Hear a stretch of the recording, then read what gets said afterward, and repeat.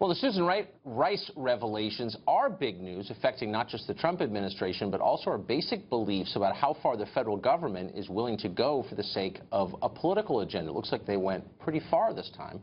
But you wouldn't know any of that from the American media, which seems eager to pretend this story does not exist at all. There is no evidence that backs up the president's original claim. And on this program tonight, we will not insult your intelligence by pretending otherwise, nor will we aid and abet the people who are trying to misinform you, the American people, by creating a diversion. However, Rice did not spread the information, according to this former official who insisted that there was nothing improper or political involved.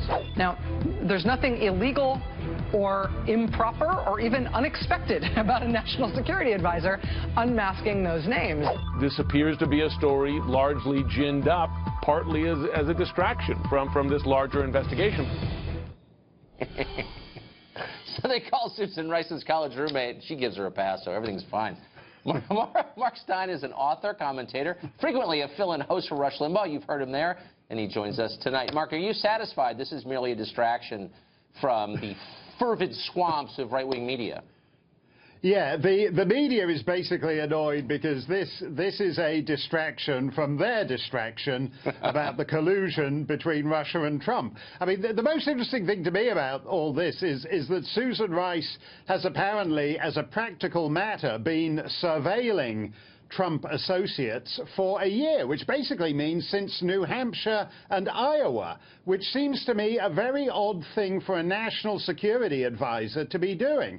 And you can bet that if in that time they had found any kind of meaningful collusion between Trump and the Russians, it would have been leaked by now. And it hasn't been leaked because it doesn't exist.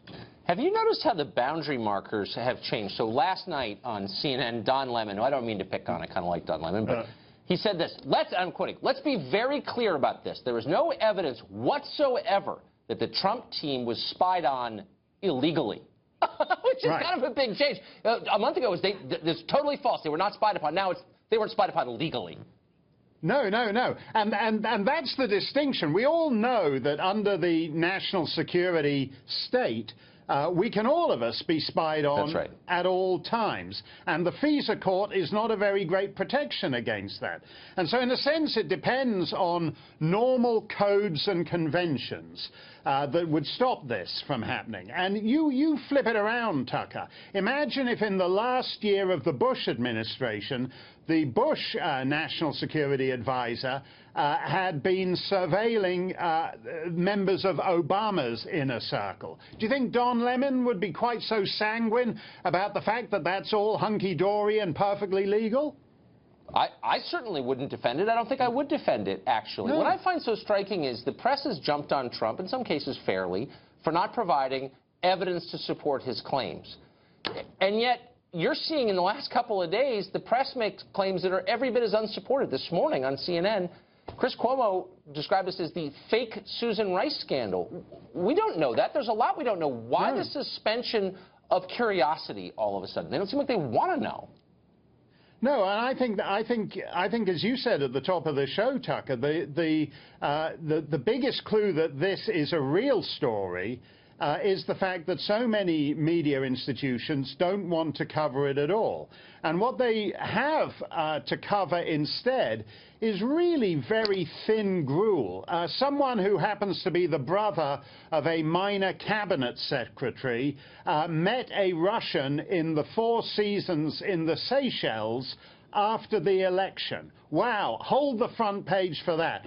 My daughter, my little girl, met Trump last year, and next month she's going to be in St. Petersburg where she'll be meeting some Russians. So I certainly hope the NSA will manage to surveil her, because St. Petersburg is a pretty dangerous place at the moment, and I'd be reassured to know she's under 24/7 surveillance because she met Trump and she soon happens to be meeting some Russians. This stuff is, that's the fake news. They're annoyed, in a sense, in that someone has managed to outfake their own fake news with the fake Susan Rice story. That's what they're complaining about.